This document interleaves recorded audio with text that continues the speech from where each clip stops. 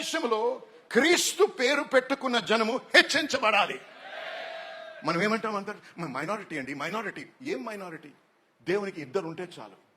హల్లెలూయా. 12 మందితో లోకాన్ని తలకిందులు చేశాడు ప్రభు. హల్లెలూయా, హల్లెలూయా, హల్లెలూయా. దేవుడు మనకు తోడై ఉంటే, if God be for us, who can be against us? దేవుడు మన పక్షంలో ఉండగా మనకు విరోధులు లేస్తారు. విరోధులు మనకు హింసించాలని ప్రయత్నం చేస్తారు, ఆపాలని ప్రయత్నం చేస్తారు, అనేక విధాలుగా కష్టపెట్టాలని చూస్తారు. కానీ ఇర్మియా గ్రంథము 1వ అధ్యాయము 19వ వచనంలో ఈ విధంగా వ్రాయబడింది. ఒకసారి చూడండి. ఇర్మియా 1:19.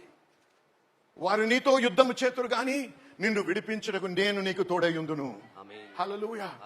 ఎవరు ఎదిరించినా, ఎవరు ఎన్ని పన్నాగాలు పన్నినా, ఎంత ఎదిరించినా, అవును, కొద్దిమంది హతసాక్షులు అవ్వచ్చు, కొద్దిమంది జైలుకి వెళ్ళవచ్చు, కొద్దిమంది కొట్టబడవచ్చు, రక్తము కార్చు. కానీ మన శరీరాన్ని వాళ్ళు ఏదైనా చేయగలరేమో, కానీ మన ఆత్మను ఆర్పలేరు. హల్లెలూయా. మన సాక్ష్యాన్ని ఆపలేరు.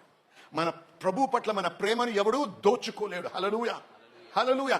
నేను నీకు తోడై ఉన్నాను అందున వారు నీపైన విజయం పొందజాలరు. ఇది యెహోవా వాక్కు. అంటే జయము నాదే. చెప్పండి మీరు, జయము నాదే. మళ్ళీ చెప్పాలి, జయము నాదే. మనము ఈ దేశంలో హెచ్చించబడాలి. దేవుడు మనల్ని హెచ్చిస్తాడు. ఎప్పుడో తెలుసా? ఎప్పుడైతే మనం దేవుణ్ణి వెంటాడతామో, దేవుణ్ణి గోజాడతామో, హృదయపూర్వకంగా మనల్ని మనం దేవునికి సమర్పించుకుని, ప్రభువా నాతో మాట్లాడు, నా జీవితం నీతో అనుసంధానమై ప్రభువా నీ కొరకు జీవిస్తాననే ఉద్దేశంతో కలిగి, నీ స్వరము వినే విధంగా నన్ను మార్చు ప్రభు అని చెప్పి ఆయన స్వరమును విని ఆయన కట్టడల ప్రకారం నడిచినప్పుడు ఏమన్నాడు? అందరికంటే నిన్ను, అన్ని జనుల కంటే నిన్ను హెచ్చిస్తాను అని. నమ్ముతారా దేవుని వాక్యాన్ని? దేవుని వాక్యం నమ్మినట్టయితే హల్లెలూయా చెప్పండి ఒకసారి. నిజంగా నమ్ముతున్నారా? మళ్ళీ చెప్పండి హల్లెలూయా. అంతేకాదు, చదువు. యెహోవా మాట వినిన ఎడల ఈ దీవెనలన్నీ మీ మీదకు చూసారు, వెంటాడతాయంటే ఈ దీవెనలు. మనం వాటిని వెంటాడము, దీవెనలు వెంటాడము, ఆస్తులను వెంటాడము, లేకపోతే అంతస్తులు వెంటాడము, ఇటువంటి బంగారమును, వెండి, వీటిని వెంటాడము.